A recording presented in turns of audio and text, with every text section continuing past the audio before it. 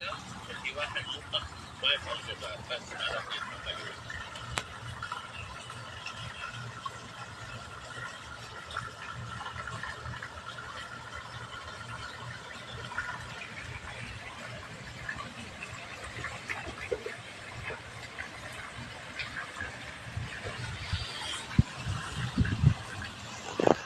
po mga bossing, ang tatlong pagong na naglalambing-lambingan at mukhang maglalabing-labing itong dalawang ito at ang tatlong ito.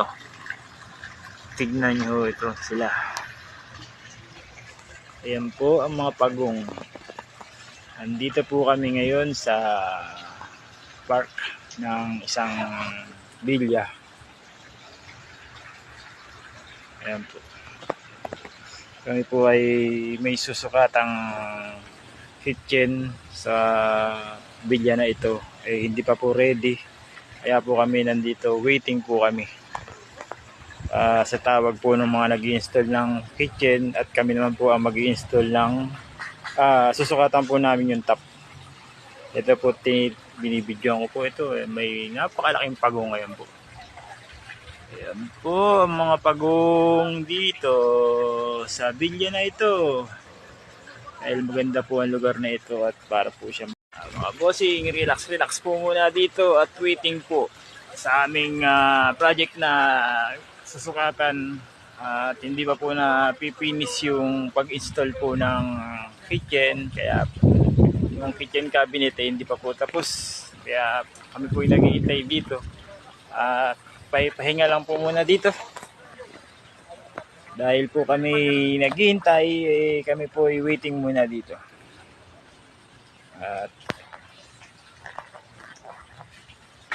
ito po at hanggang dito na lang po muna at ako po ay mag-iikot-ikot muna para ma-relax dito sa malamig na Simoy dahil napakainit na po ng klima ngayon dito. At dito sa aming ginapwestuhan po ay sobrang sarap po ng ang klima at napakalamig po. Presko po mga kabayan. Kaya po hanggang dito na lang po muna at i-enjoy ko po muna ang lamig na to at ako'y para makapagpahinga po ng maayos.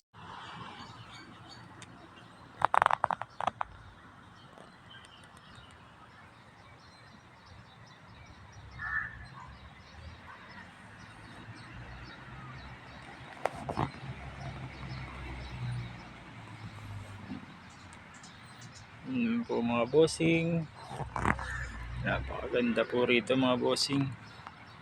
Ang lamig po ng klima ng hangin kahit po napakainit sa parting labas. Dito po sa loob ng mga ilalim po ng mga puno, napakalamig po ng klima. Presko po dito sa lugar na ito. Talagang marirelax po kayo. Ayan po, sa dahil po ng mga puno.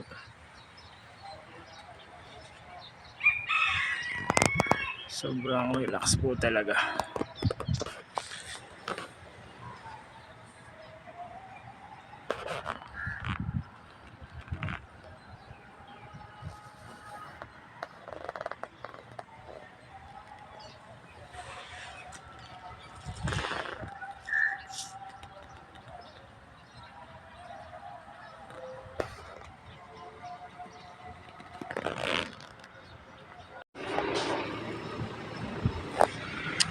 Mga bossing, at ayun nga po, yung kasamahan ko po, sila na po muna magsusukat doon sa isa kasi dalawa po ang aming susukatan.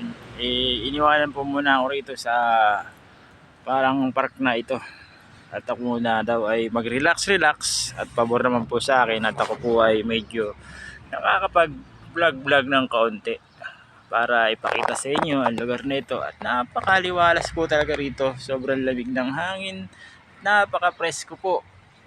Kahit po ako ay medyo puwet po ng kaunti dahil ang hirap po pong matulog ngayon dahil hindi pa po ako nakaka-recover sa nung panahon ng Ramadan at kami po ay panggabi ang trabaho, sa umaga po kami natutulog. Kaya ngayon po ay ako po ay medyo puyat pa po ng kaunti. Pero napaka-presko po rito. Parang wala pong problema. Ang sarap ng simoy ng hangin. At napaka-presko talaga. At hanggang dito na lang po mga bossing. At thank you for watching.